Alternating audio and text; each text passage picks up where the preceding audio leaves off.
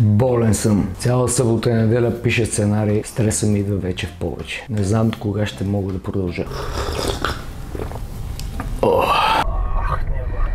За един успешен епизод подготовката е от изключително значение. И понеже аз съм професионалист до мозъка на костите си, подготовката започва една седмица по-рано. Пиша сценарии, тествам рецепти и най-важното, поръчвам храната предварително. Така изглежда понеделник сутрин за малкия кухняр. Ставане в 4, отваряне на фитнеса, между 5-6 персонални тренировки, водене на клас и измервания на кръвното. Първо смена приключи, сега чакаме големия кухняр да измие коремчето, защото пак се успал и ще действаме. Днес ще ви представим една моя любима рецепта.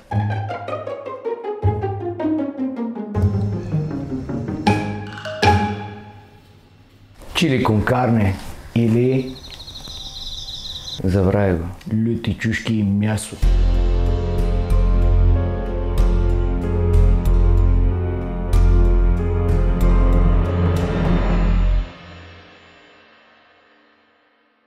За да сме максимално организирани и за да може да дадем нужната любов на нашето чили кон карне, първо трябва да си нарежем и подготвим всички продукти. Така ще елиминираме шанса от грешки и онова забравих да сложа. Подготовката в кухнята се нарича мизен плъс, което идва от френският език и означава да си организиран. Всичките продукти да са нарязани, премерени и само да ги прибавяш в тенджерата. Чиста работа. Продължаваме. Палим котлона на средно силен огън и мятаме чоризото.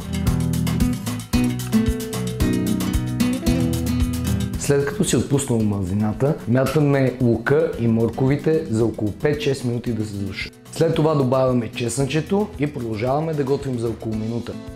Понеже котлонът ни е на доста силна температура, ви препоръчвам да разбърквате често. Сега идва време да хвърлим кайничката.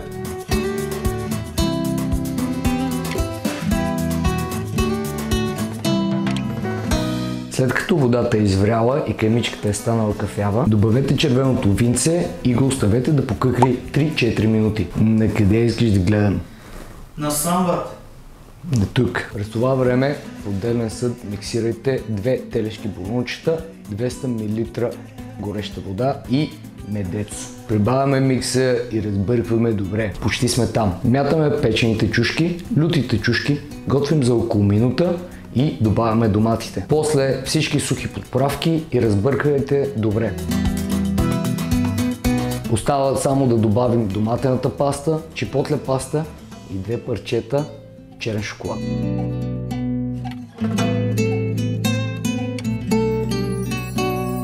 Ако не намерите чипотле паста, ако ползвате чоризо, мога да оставите и без нея. Намаляме огъня на ниско-среден и го оставяме да покъкри за 1 час. Колко време бачкава в мексиканския ресторант? Направи 2 години, ама 9 месеца от тях горе-долу беше пандемия и я откарах вкъщи. Тоест една година си побачкал там, година и половина. Там някъде година и малко. Тако Мандей, обясни на хората какво е Тако Мандей? Тако Мандей заповядваш в ресторанта в 12 часа на обяд до 9 часа вечерта и можеш да се черпиш такото на 50%.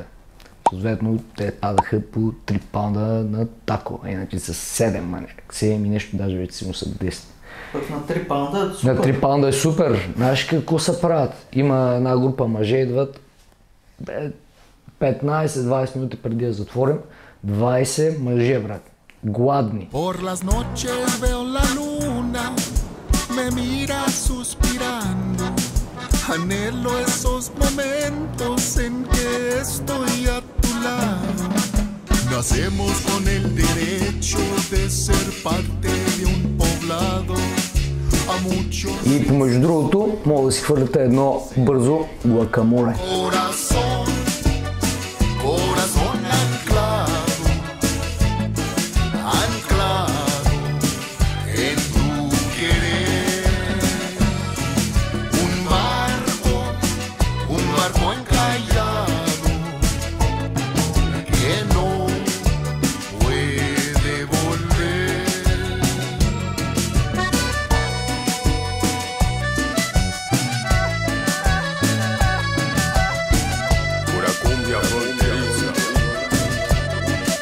Бъркай китицата, бебе. Изглежда, нали?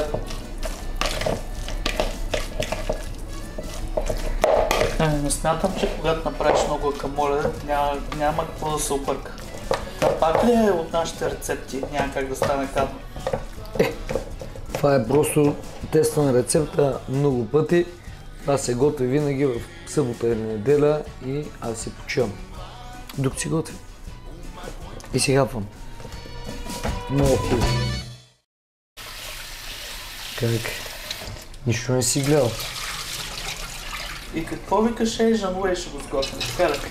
Да. Вземаме оризчето, слагаме водичка, докато не стигне до кокочето. Първото кокоче на показалица. И после го готвим така и става перфектен. Заклевам се. И проверяваш. Таман. Идеално. Точно така. Го посоляваме лекичко. Затваряме го и изчакваме докато не започне да бурбука много силно. След това намаляваме огъня на много слабо и го оставяме за 10-12 минутки, докато не попие от водата. И сме готови. Тук ще режем.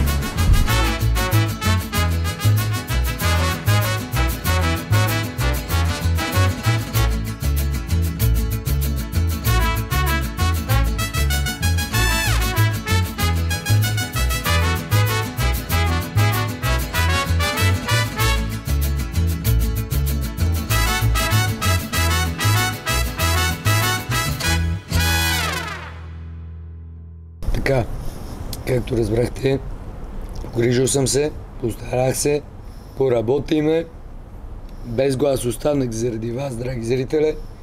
Остави един коментар По дяволите, да потръгне алгоритъм. Изпей сега нещо на Тони Сторада. Трудно ми е. Ще умра. Довиждане, драги зрители. Беше ми драго. Отличен, 6. Отличен. Стига толкова. Ni siquiera un alma perdida, un alma perdida.